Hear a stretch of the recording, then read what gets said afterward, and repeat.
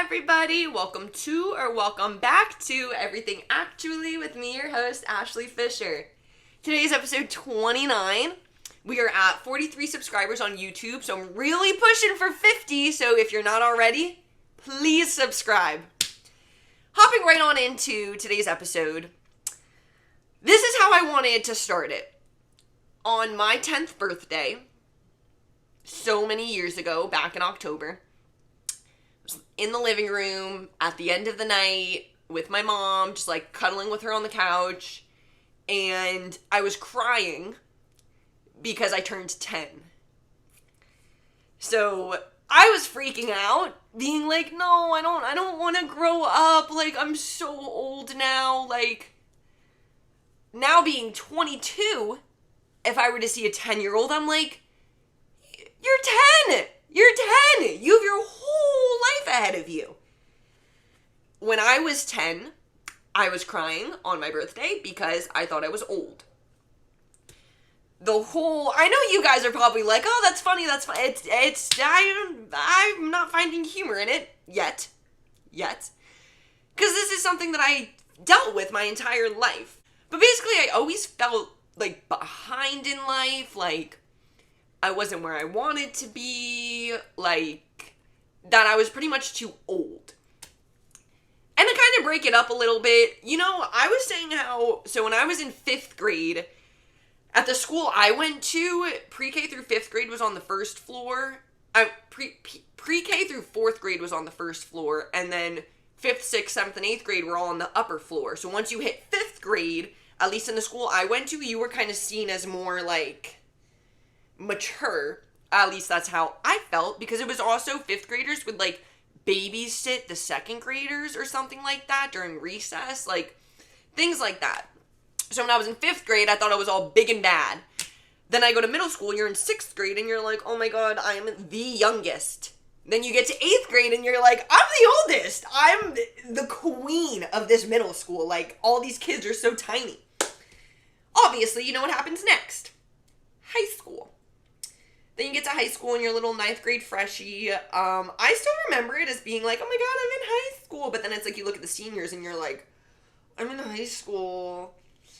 So the point of just kind of wrapping all of that up is saying that it's like, even in my schooling, I would reach that level where it's like, oh my gosh, like I'm so mature.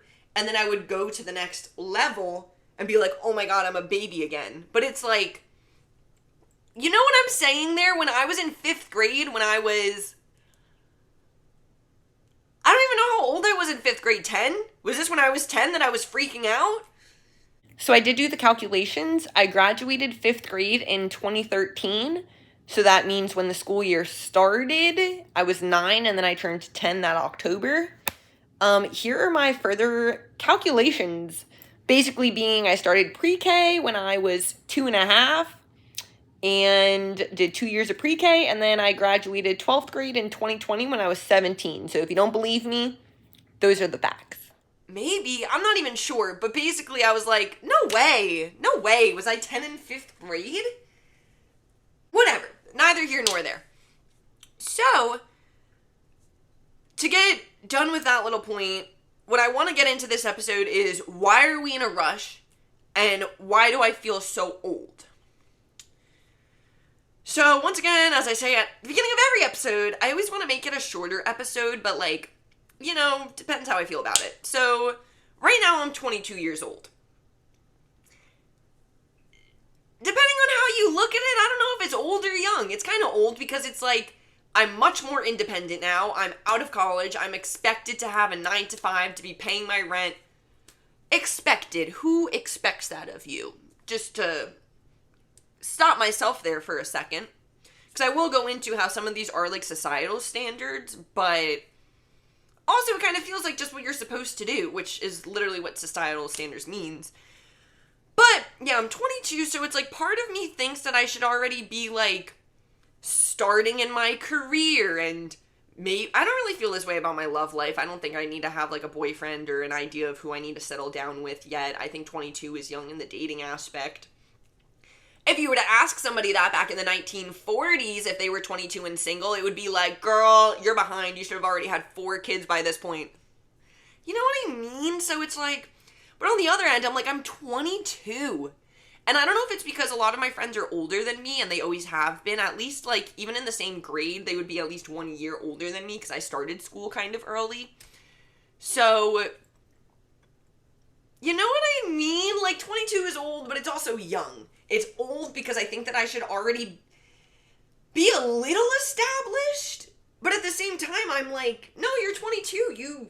You have your whole life ahead of you, which every time I bring that up, being like, you have your whole life ahead of you, it's like, you never know how much time you do have left. So that's why I think it's like a little dangerous to be like, just wait around, things will work itself out, and also be like, you don't know how much time you have left, so get to it.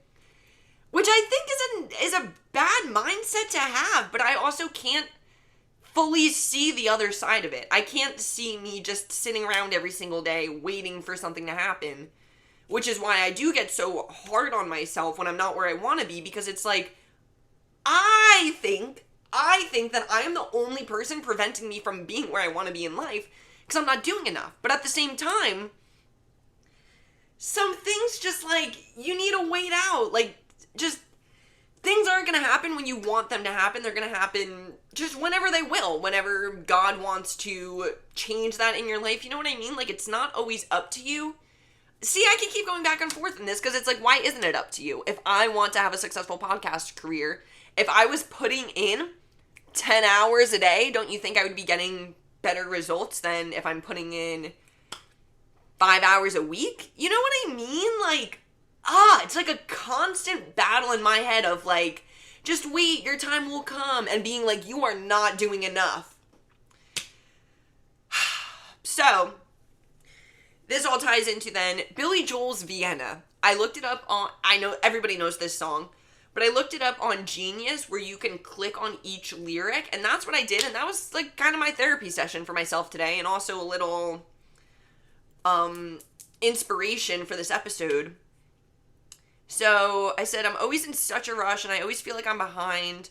I'm not even necessarily comparing where others are at. It's almost more of where I expected me to be. So the different things that can go into this is, number one, if I look at somebody who graduated college the same time as I did, and they're living in their own apartment, paying their own rent, like, they seem stable with their financial situation, with, like, their relationships, you know what I mean? Like, if I look at somebody and I'm like, why am I not where they are? Like, why are they better than me? Comparison is the thief of joy.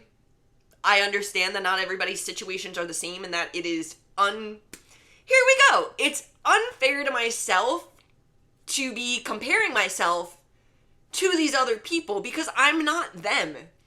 And I probably don't have the same desires as them. I'm not on the same path as them, and I don't have the same history as them. You know what I mean? So it is only logical that I'm not in the same exact situation as them.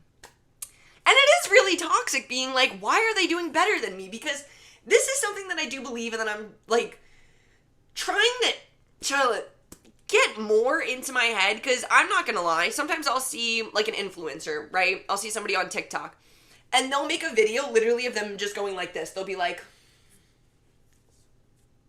and it'll get, like, 4 million views, 1 million likes, and I'll hate on them because I'm like, why can't I do that?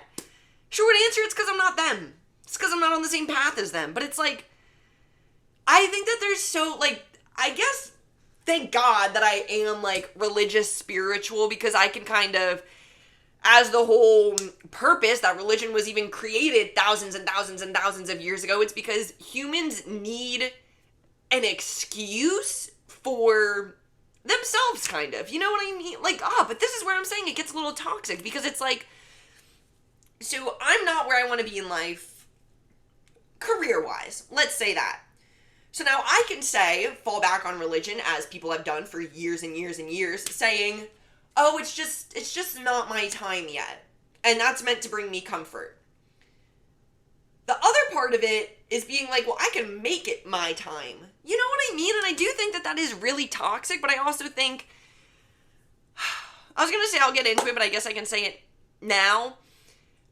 I don't know if it's a recent culture thing, but you know, there's the YouTube videos, and I've even said I made a motivation episode being like, oh, when you need motivation, they have videos on YouTube being like, you need to wake up at 5 a.m. Nobody's going to do it for you. You're the only person who can control your life. Do you want to wake up when you're old and regret everything that you didn't do? No. So get started today.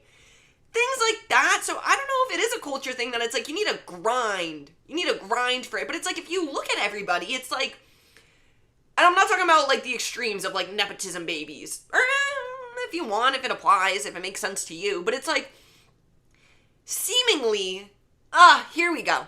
Seemingly there are those people who just have it all. That everything just goes well for them without having to put in that much dedication and work and effort.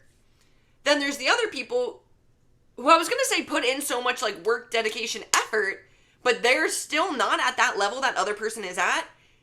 However, how many people do you know that have grinded like that? Like they wake up at 5 a.m. every single day. They work their butt off until they go to sleep at night. Those people are successful. You know what I mean? Like you don't see somebody who's hustling that much. And also, mind you, you're not necessarily seeing all that they're hustling. You know what I mean? Like when you see people as super successful, you don't know like the hours they put in for it. That's like NBA example, you see the NBA players on the court when it's game time. You don't see the hours they put into training. You know what I mean? So, sorry, just to backtrack a little bit, how I was saying that comparison's the thief of joy, and that it's like, part of it I guess is that I am looking at other people being like, oh, like why am I not there? But I also kind of believe that I am on a different path. So me struggling at 22 years old, like I do think that something's gonna come from this. You know what I mean? That is one of my mindsets, that it's like, it's always gonna get better. Everything always happens for a reason. When things get really bad, it's because they're about to get really good. So it's like, I understand that part of it, and I just talked a little bit about the societal part. The last part was what I expect of me. I just expect so much of myself, you know what I mean? And I think I'm the only person who can make it happen. So whenever I reflect on my life and I'm like, this isn't where I want to be, I can only blame myself. Which I guess part of it, like, can be a little motivating, because it's like, you are the only person who has control over your life, but at the same time, it's like, I feel like a failure sometimes, which is hard. You know, like, nobody wants to feel like that.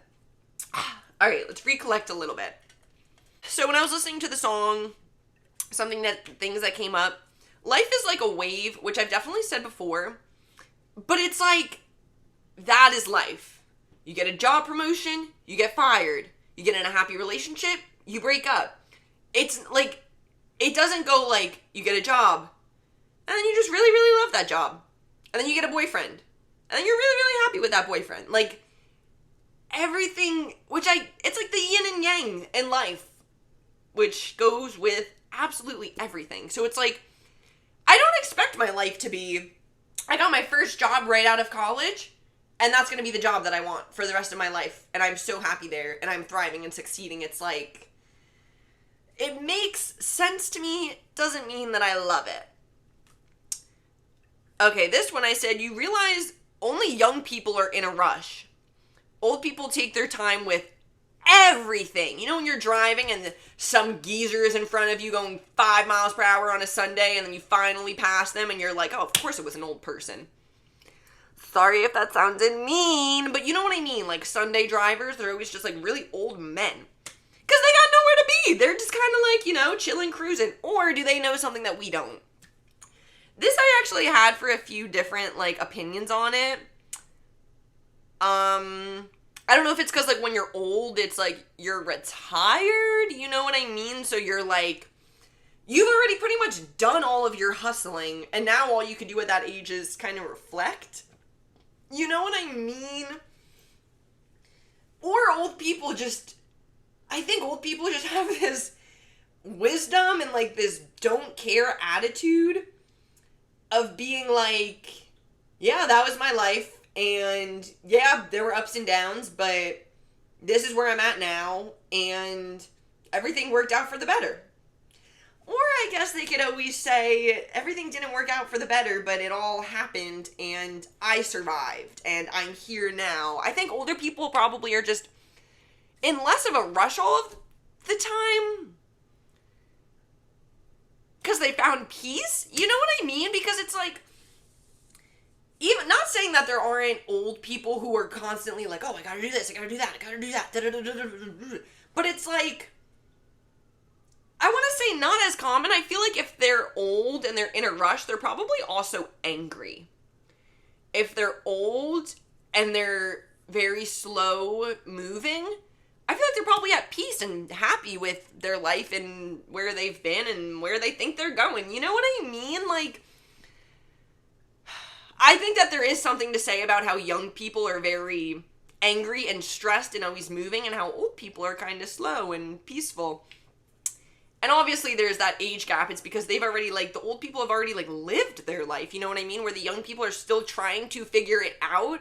But what I think comes out in Vienna, the song, that since it's, like, technically the dad talking to Billy Joel, and it's like, because the dad kind of has it figured out. He's like, everything's gonna happen how it's meant to happen. Just live your life now, enjoy it for what it is, like, it'll be fine. I don't know, I think that is something very interesting to look at, to compare why young people are so stressed and old people aren't. And I think the simple answer would be young people are aspiring and trying to figure things out while old people already have it figured out. I don't know. I'm not gonna... Please let me know your thoughts on that, because I actually would love to talk to somebody else about that. Maybe even like an old person, if I'm like, yeah, I really wish I could interview somebody who's like older and wiser. Wow. Whatever. One day. Oh, and another point about that I included, I said I don't think you can do nothing and still get rewards. So I get why young people are always so like stressed and want to be active and do stuff, because it's like if you don't do anything, nothing's going to happen. But also, if your time hasn't come yet, yada, yada, yada. Another question that kind of piggybacks off that last idea of the older people. Do people become less ambitious with age, or just care less to fight against the waves? Because I also think that you look at an old person, I feel like when something happens to them, they're just kind of like, it is what it is. Versus a young person, something will happen and they'll be like, oh my gosh, is it my fault? Did I do that? How can I make sure this doesn't happen again? Like, am I going to get in trouble for it? How's this going to affect my future? All that good stuff. Then one of the quotes from the song, where's the fire? What's the hurry about? This is like, I low-key want to get a tattoo referencing this song. Because that's so true. Like, I'm always so, like, in a rush to do stuff. I think it's just my mind that's in a rush to do stuff. Because I'll be, like, laying around bumming. And then I'm like, but my mind is still freaking out. Because I'm like, you know, where's the fire? What's the hurry about? I just really like that line. Because it's like, yeah, this whole song, like, if it comes on shuffle, I better be in a good mood, because if I'm not, I'm gonna cry. I will cry every single time this song plays, because it's relatable, and I love Billy Joel. And then this is something that in the Genius, like how I said I looked up this song, and it was on genius.com, so they break down all of the lyrics for you. One of them was, the extraordinary romance of tomorrow isn't as important as the more usual reality of today. So I was saying to wrap up this issue, because as you can see, I'm just a little anxious mess sometimes who's always worried about my future since literally I was 10 years old. So saying my main issue is that I'm not living in the present. So it's like, yeah, maybe I don't have a whole podcast empire, but I have a best friend. I have parents who love and support me. I live in Florida. It's nice weather here. I can choose what I want to do. I'm able to pursue my passion like this. Like, I can sit down and write down 100 things I'm grateful for. Just, but I don't. Instead, I'm like, oh, I don't have this. I don't have that. What can I be doing to get those things? Instead of saying, what do I already have? What already makes me feel like this is my dream life? because what always happens, looking back, it's never as bad as I thought it was in the current moment. So it's beginning of August right now. Come mid-September, I'll be moved back in New Jersey, and right now I'm like, I just need to move back home to New Jersey. I just need to restart my life there, and then I'll be happy. But now I have this month and a half until then, that what, I'm just gonna not be happy and just be, and all, yeah, this is how my mindset works, and I want to change it, because what, I don't want to sit around for a month and a half being like, all right, just 2 more weeks until I'm home, 1 more week until I'm home, but I'm just going to be miserable that whole time until then. Like, no. But that's how I've been up until this point, that I'm just kind of like always looking forward to the next big thing, but then it happens and it's like, woohoo, for a day, and then it goes into, okay, what's the next big thing? Instead of actually like, I'm just never in the present. I am always in the future. I'm always like, okay, what's the next thing? What's the next thing? What are we going to do now? Always. And I think I need to meditate. I need to slow down. I need to be more grateful for what I do have, because I also believe, as far as like manifesting and energy and things of that nature work, is that if I'm constantly like, oh, I want, and I'm not grateful for anything I have, God's just gonna kind of be like, you don't even care. Like, you're saying you want this, but then I'm gonna give it to you. Like, I've always given you things, and you're not happy with it, so why am I gonna keep giving you things that you're not happy with? So then I think that's when I get into these periods of like, okay, well now I'm not happy with anything.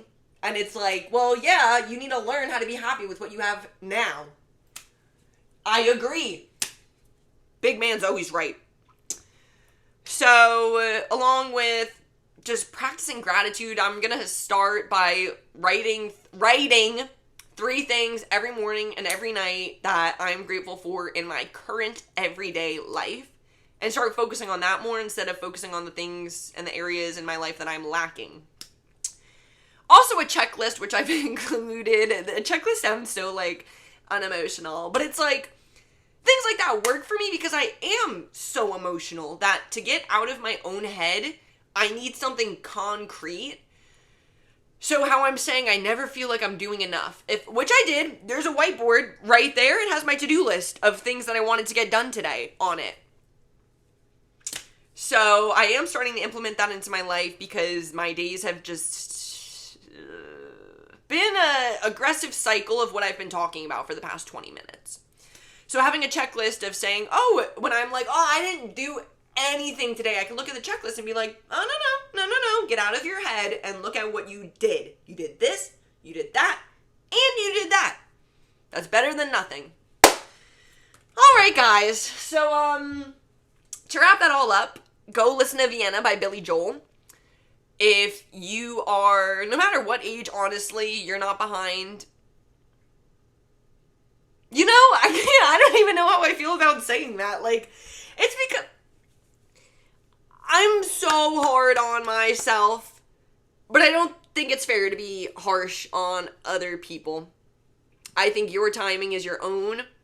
If you start your career at 15 and you love it for the rest of your life, that is your path. If you don't find yourself interested in your career until you're 30, and the job you get when you're 30 is what you're like, oh my gosh, this is what I was made for my whole life, you're not behind anybody else. Just took a different way to get there. So yeah, I think those are a few things that kind of brought me peace, that it's like everybody's on their own timeline. You're not ahead of anybody. You're not behind anybody. And you need to be more, I need to be more in the present moment. I need to stop stressing about the future, to stop beating myself up for things that I've done in my past, and just be like, hey, I'm just such the person to plan my future that that's my thing. But, all right, I'm going back and forth of this, because it's almost like who I am versus who I want to be. I did see a quote like that today that was like, okay, you're going to have to give one of them up. You either got to give up who you are, or you have to give up the better future version of yourself. Which is something that you make multiple decisions every single day. saying which one you'd rather get rid of. So I hope this was informational. I hope this, you maybe got a little emotional here. I hope it was relatable and comforting to hear that I don't know what I'm doing. But it's not something I haven't said before, right guys? Right guys? So I hope we can all look back on this in a few years and be like, see, you weren't behind. You were just strutting at your own pace. I don't know, whatever. We're rambling now. So, thanks for listening. Thanks for joining. And thank you for everything. Actually, bye, sexies.